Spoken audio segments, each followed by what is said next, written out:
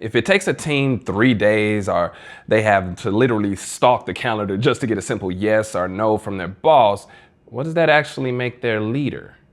Yeah, that's a great question. So we see that all the time where you got a leader who is completely unavailable to their team. Their team tries to reach out, they can't get an answer. Their team is trying to find them when something is going on and they can't find them. And I'll be 100% honest. When I first moved into my most recent role as a leader, I struggled with that. And reality is, you're a bottleneck to the problem. Because if your team can't get to you, your team can't reach you, every problem then stops with your unavailability. Your job is that you probably think you're more important than you are, right? Because I'm busy, my calendar's booked up, I got a lot of people that I gotta report to. But the reality is, if you're too busy for your team, you're too busy for your role.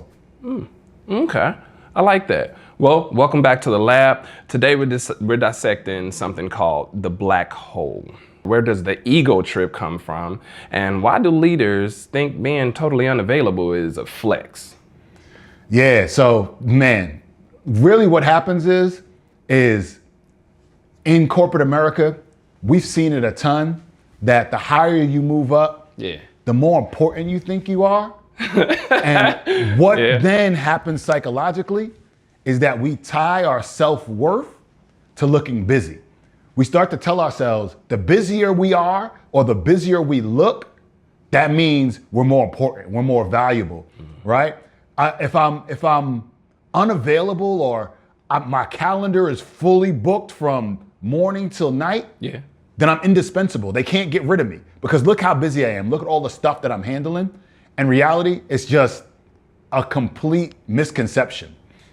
We really got to be able to understand that when you create this unavailability, this you're too big, you ultimately paralyze the people that you were hired to help execute. Okay. So you really got to be able to focus on creating some availability.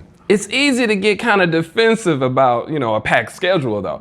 How do you genuinely, apply love and grace when a leader is drowning in the context of switching and the chaotic calendar?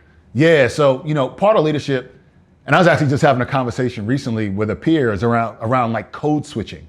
So you've got different perceptions. Huh?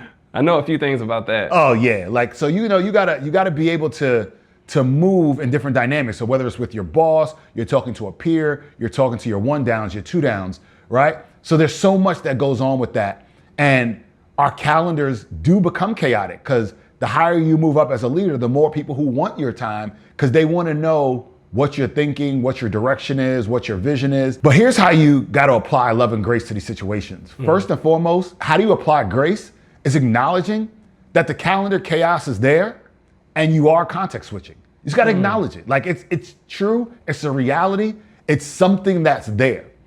But then how you apply love to this is understanding and valuing your times team as much as yours. Because you were put there to lead them. And if you don't truly believe that their team is valuable, you don't truly believe their team is valuable. So, you've got to step out of your ego and be able to clear the runway for your team to execute. That's the way to truly show love in those different positions. What would you believe is the tactical fix for this? Like, could you break down the escalation agreement for us? Yeah, so I talk about this all the time. And this is something, just like I spoke about earlier, that I had to figure out. So you've got to be able to co-create an emergency bypass to your busyness. Your team has to know, I got to get to him or I got to get to her, and there's got to be a fix, a way. So I never give y'all a video without trying to give y'all a blueprint to how to do it. So what I did with my team was we created a conversation signal. So they would send me an email and ask a question. If it was an emergency and they didn't get a response within 5 to 10 minutes, they would send a text to my corporate device saying 911. What this let me know was, this is a question that I need an answer to now. So stop what you're doing. I know you're busy, but this is an emergency. And it's something simple as that. It let my team know that I valued their time. I was there to support them in their time of need, and I could create time to help them. So I don't care what you do. It could be a Slack message that you have a secret word or whatever it is, but create a pathway for them to reach you when there's an emergency or when they need your support so that you can step in and be the leader to them that they're looking for.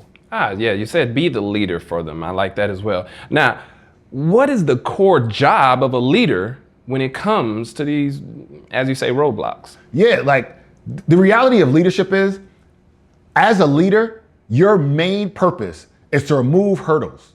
You're supposed to take any obstacles that's out in your team's way so that they can just move and they can run as fast as they can. The problem is when you're a bottleneck, you become a hurdle. So instead of removing them, you're actually being one. Yeah. So stop acting like unavailability is a flex. It's not. You're not that important that you are too busy to help your team. Your whole purpose is to support your team, be there, and help them be the best they can be. So like I always say, man, check the comments. This is gonna be one of the most important videos that you actually listen to. And I wanna get y'all to interact with me. Tell me if there's been situations where you've had leaders unavailable, what you did to help them connect or to create that connection. And as always, let's dial in and let's get to work.